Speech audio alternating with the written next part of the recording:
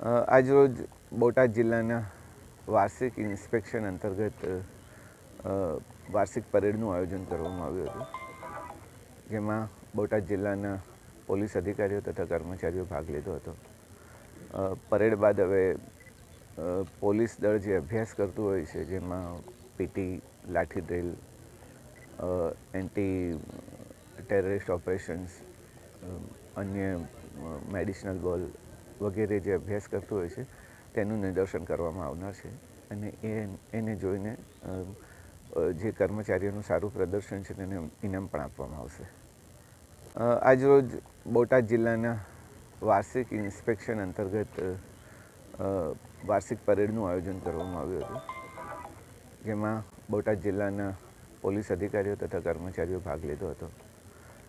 parade બાદ હવે police દળ જે અભ્યાસ કરતું હોય છે, જેમાં